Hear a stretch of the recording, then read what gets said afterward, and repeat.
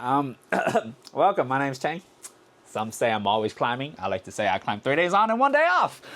Anyways, in this video, I want to talk about a climbing aspect that maybe, people don't. Compression! How to fucking hug the holds and how important it is when it comes to climbing.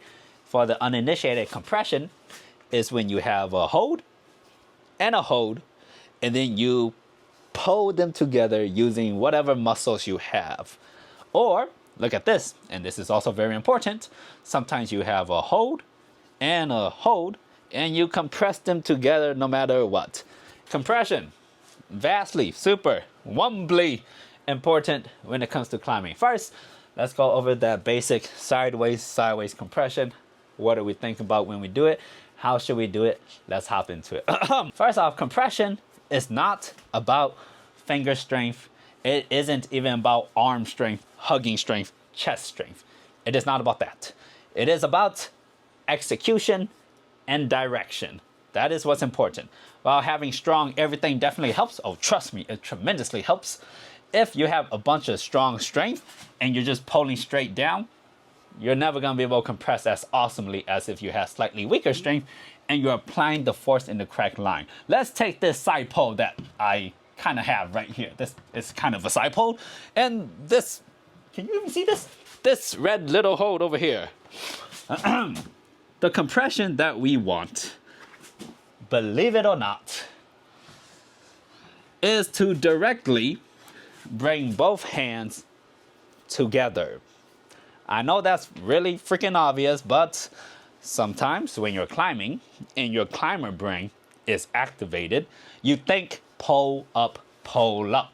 And all that's gonna do is force you to be in this very shoulder intensive position, which might not be awesome. So in order to alleviate that shoulder pressure, back pressure, we then say pull together.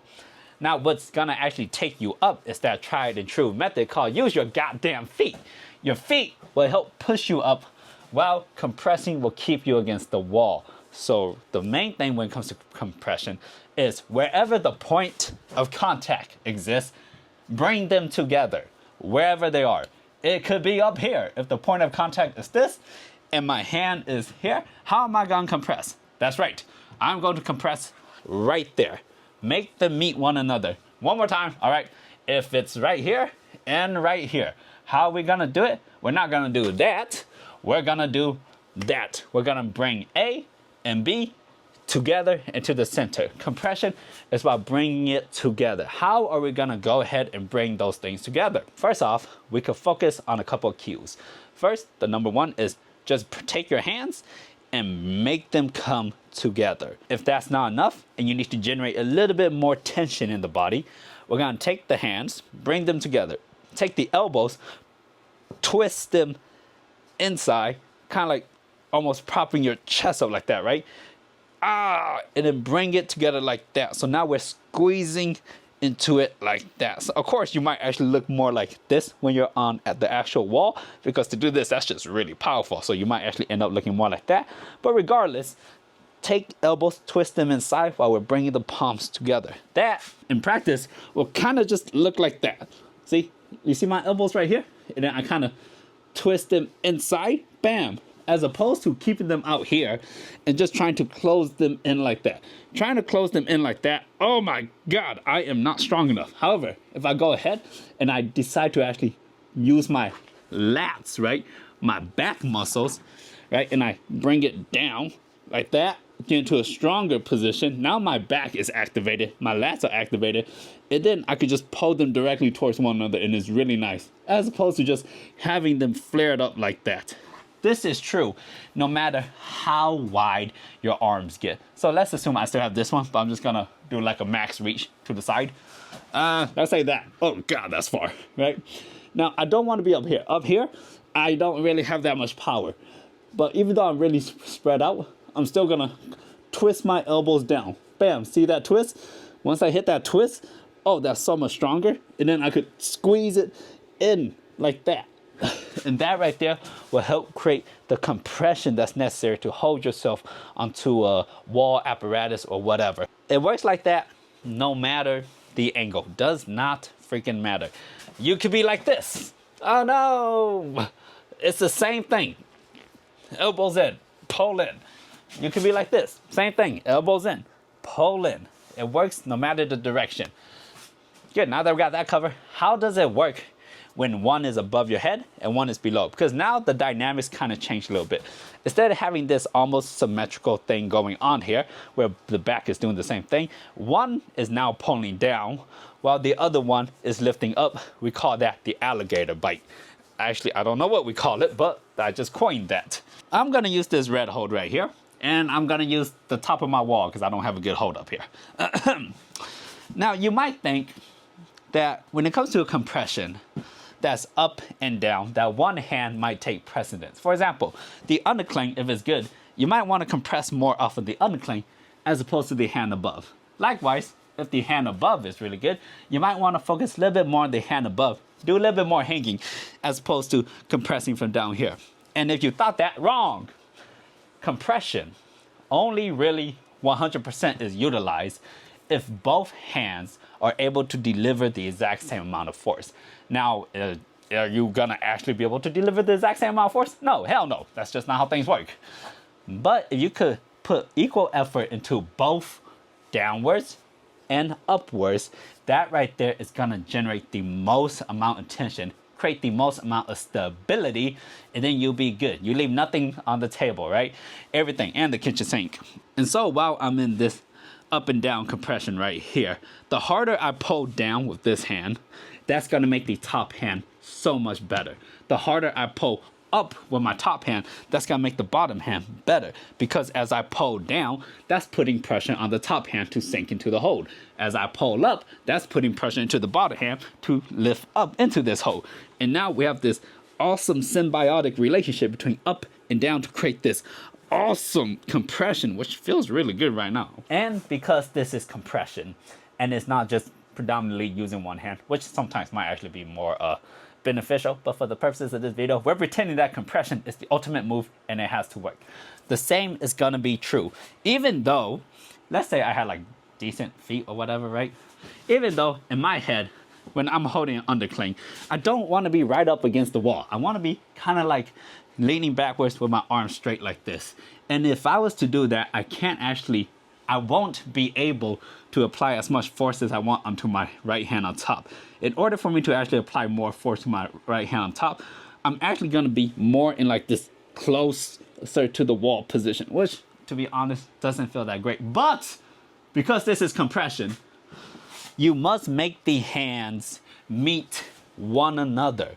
So I'm drawing a line that goes from here through this wall to the top of this right here. And I'm trying to make it meet. And the only way for them to actually meet is if I crank my body closer to the wall, ruining my position a little bit. Though, of course, that's like not a bad thing, especially if you're doing like a big catch, from like an undercling to a big up catch. And then once you hit the catch, you activate that compression, which might bring you closer, gives you enough time to actually hold it. And then when you relax, you can then extend, reestablish, reduce the compression a little bit, and move on from there. In terms of the polling technique that we're gonna be using, believe it or not, it's very almost dumbed down to the point where it's like, yeah, of course, that's it. There's nothing more to it.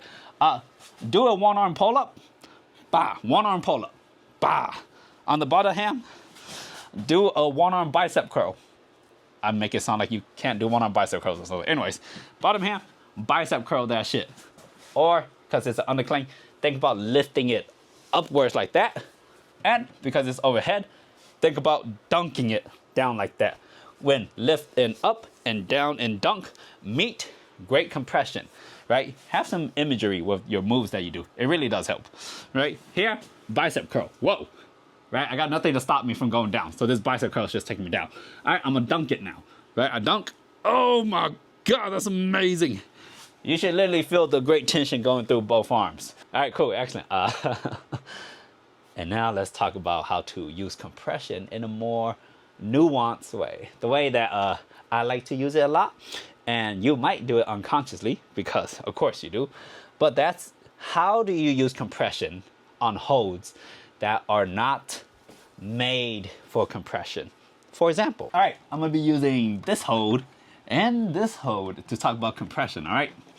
Now, as you can see, they are both flat holds. Each one you can take in a flat manner, and you know, it works pretty darn good. But if I wanted to actually compress both these flat holds for whatever reason, because sometimes it might be useful, instead of actually holding it in the center, I'll take my hands and try to rotate them to the side of the hold. Bam! Over here, I'll rotate it a little bit more towards the side. And now that that has happened, I can now actually start to compress my hand inwards like that. And that will create compression between two completely flat edges. You might be wondering, is that even useful? Who knows? Gee, it's just something that you could do, all right? Letting you know. Honestly, in this situation, I'd rather do the opposite of compression, which is, what's that thing Payne said? Almighty push. Push. Let's talk about that real quick. It is my belief that the less vertical pulling you can do when it comes to climbing, the more efficient your energy usage is. Is that true? I kind of like to think it is. Let's look at it from this point of view. We have the same holds. We're gonna almighty push. So while I'm holding these two holds, instead of just purely pulling down like that, I'm gonna be thinking about taking my hands and spreading them apart, activating the elevator. What that's gonna do, that's gonna create tension this way, and that's gonna create tension this way. Individually, tension this way, it's gonna move my body like that, and tension this way is gonna move my body like that. But because both hands exist, what happens when I do that? That's right, when I take my hands and I push them both to the side, my body is gonna naturally want to start to elevate itself upwards. You may find that sometimes when you're climbing and you cut feet on, say, 2 crimps or whatnot, that your shoulders will start to rise up like that. And because your shoulders and your elbows are so high up that you can't apply any downwards force down, the only way for you to actually create tension and stay on the wall is to push the hose out to the side. So it look like this, and then you be like, oh no, I'm falling. Let me push the hose out to the side to maintain my tension. And then as your body starts to sink, you then transfer that force back down to vertical. And then sometimes you might find that if you're going to a hold and you go and you cut feet and your body starts to swing out away, you now will find it really difficult to apply vertical force down because your body is swinging out this way. So the only way for you to actually keep on is if you actually manage to apply some compression. This compression on this flat crimp here, this compression over here to stop that momentum swing. And then once you stabilize, you can then start to go down and apply force vertically. This is important to know because just because you can apply a lot of force, if you apply it in the wrong direction, in the wrong moments, then you won't be able to maximize the strength you have. Whereas if you're always able to take that force, that power you have, and you allocate it into the correct directions, for like this hold, right? This hold has 3 options of direction: down, left, right, or down, compression, and move, bitch, get out the way. Right? Those are its movements of pattern. I feel as if this video has gotten slightly away from me, but when it comes to compression, just keep all those fun little things in mind. It is really all about, hey, are you actively thinking about where you're pulling when you're pulling and how you're moving your body when you're moving? Because we have some people that when they climb, they're like, I don't know, I just pull as hard as I can. And I'm like, that's great, but that's not what you need to do. You just need to move to the left or move to the right and you're good. But all you're doing is just doing this, and that's just not helping. Remember, climbing is just so much more than vertical pulling. Although it is a shit ton of vertical pulling, don't get me wrong. It's also a lot of that and what's that, but it's hard to see and hard to understand if you actually never been presented with it or no one's ever taught you. Anyways, now you know.